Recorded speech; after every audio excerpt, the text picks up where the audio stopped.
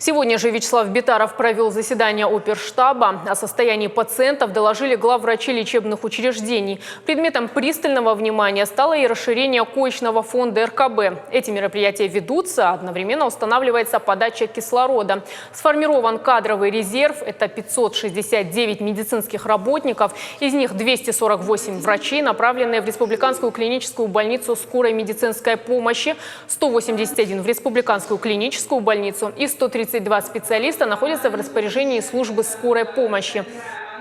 В составе дежурных бригад скорой помощи есть студенты СОГМА и медколледжа. Они прошли 36-часовой курс дополнительной профессиональной подготовки. До 20 июня республика должна получить 11 новых автомобилей скорой помощи.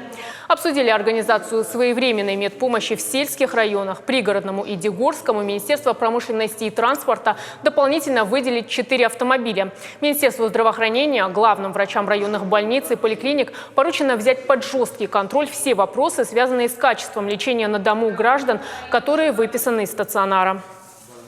Давайте так, районы мы передали главврачам районных больниц, и вы позаботьтесь там, чтобы питание было организовано в районе.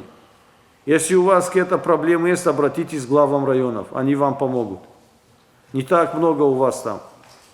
Не решат они вопросы, позвоните Рустему Казбековичу по поводу организации питания или других вопросов, к которым вы обращаетесь к руководству района, они не решаются, звоните Рустему Казбековичу. Я обращаюсь ко всем главврачам. Светлана Казбековна, и вы возглавьте эту работу, Министерство здравоохранения кому-то поручите, чтобы эту работу организовали со всеми главными врачами. И питание им организуйте, и врачам, и водителям полноценное питание организуйте.